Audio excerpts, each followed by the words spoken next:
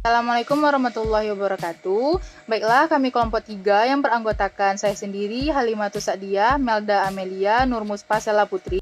Baiklah, kali ini kami akan menjelaskan pembagian-pembagian dari hadis. Yang pertama yaitu poin A, pengertian ilmu hadis. Nah, sekarang kita bahas dulu ya secara terminologi yang dikemukakan oleh ulama mutaqaddimin. Yang bunyinya itu sebagai berikut. Ilmu pengetahuan yang membicarakan tentang cara-cara persambungan hadis kepada Rasulullah SAW dari segi hal, ihwal para perawinya, yang menyangkut kedobitan dan keadilannya, dan dari bersambung dan terputusnya sanad dan sebagainya.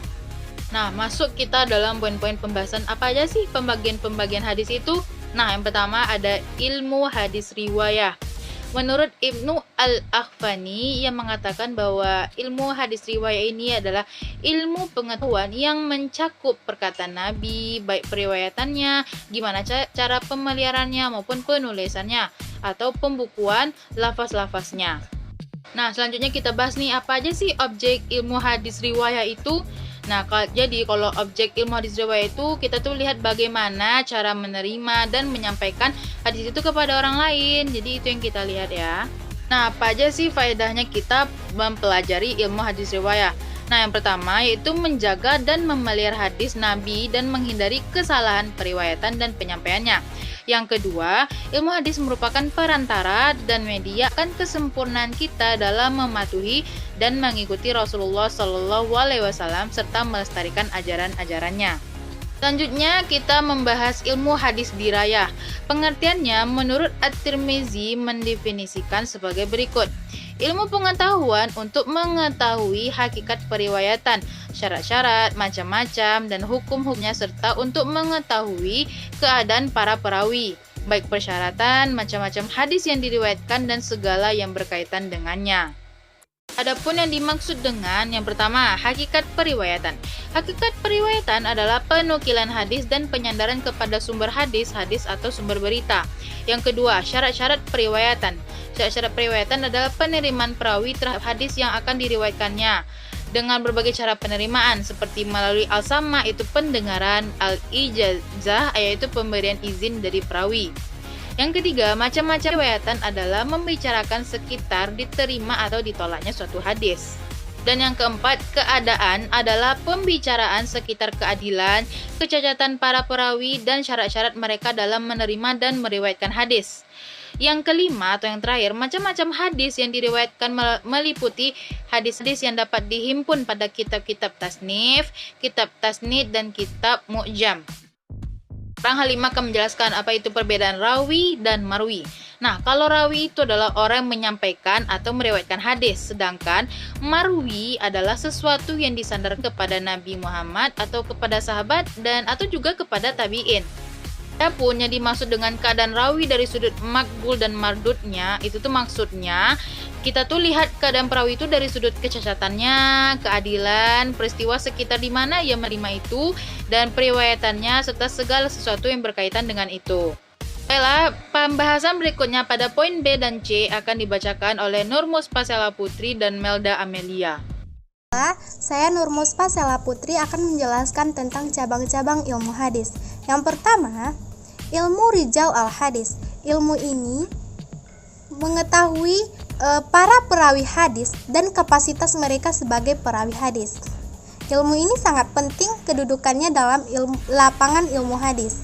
Yang kedua, ilmu al-jar wa al-ta'dil, yaitu secara bahasa yang berarti luka atau cacat, dan secara istilah ilmu pengetahuan yang mempelajari kecacatan para perawi seperti pada kedabidan dan keadilannya.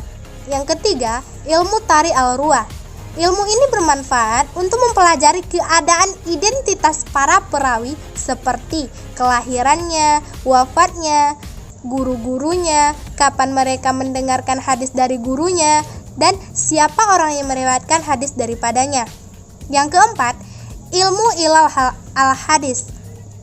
Ilmu ini membahas sebab-sebab yang tersembunyi yang dapat mencacatkan kesahihan hadis, seperti mengatakan muttasil terhadap hadis muntaqiq, menyebutkan marfu dengan hadis yang mauquf, memasukkan hadis ke dalam hadis lain, dan hal-hal sepertinya.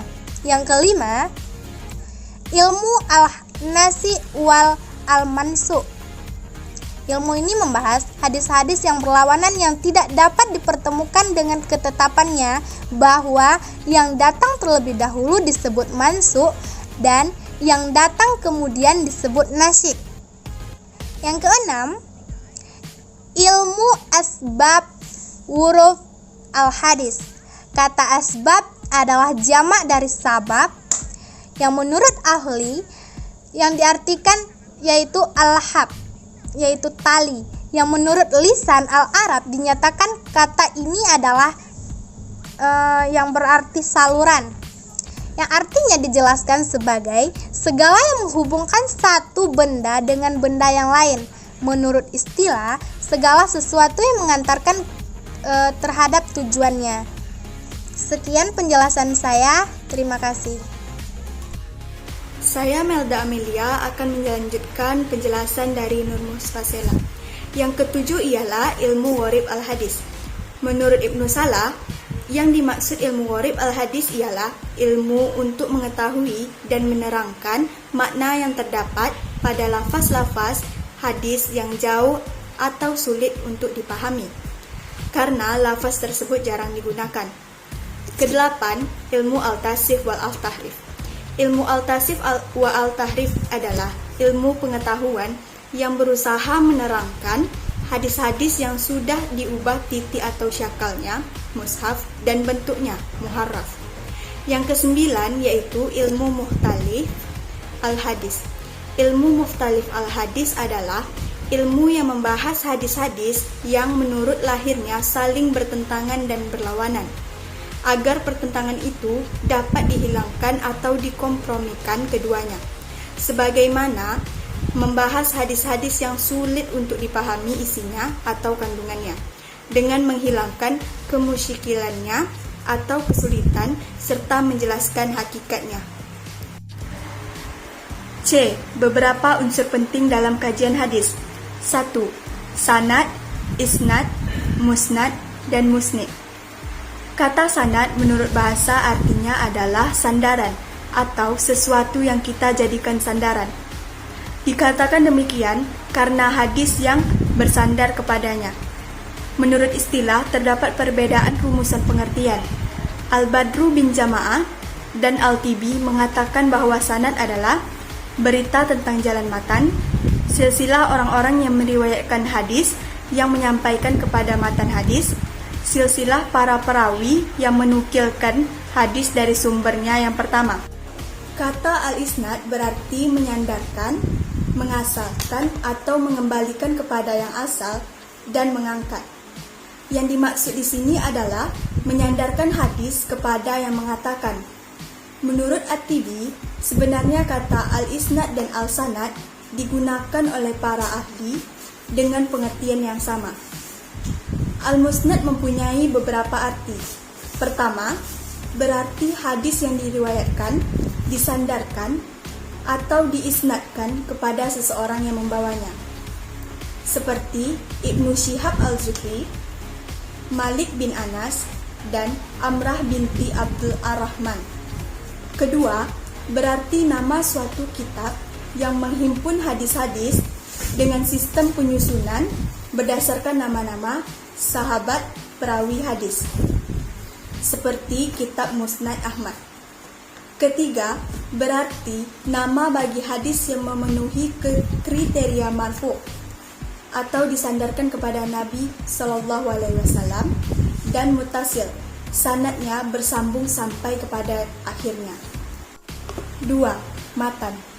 Kata matan atau al-mat menurut bahasa berarti tanah yang meninggi, sedangkan menurut istilah adalah suatu kalimat tempat berakhirnya sanad. Lafaz-lafaz hadis yang di dalamnya mengandung makna-makna tertentu. Matan adalah ujung sanad. Dari semua pengertian di atas menunjukkan bahwa yang dimaksud dengan matan ialah materi atau lafaz hadis itu sendiri. 3. Rawi. Kata rawi atau al-rawi berarti orang yang meriwayatkan atau memberitakan hadis. nakil al-hadis. Sebenarnya, antara sanad dan rawi itu merupakan dua istilah yang tidak dapat dipisahkan. Perawi dapat disebut mudawwin, orang yang membukukan dan menghimpun hadis.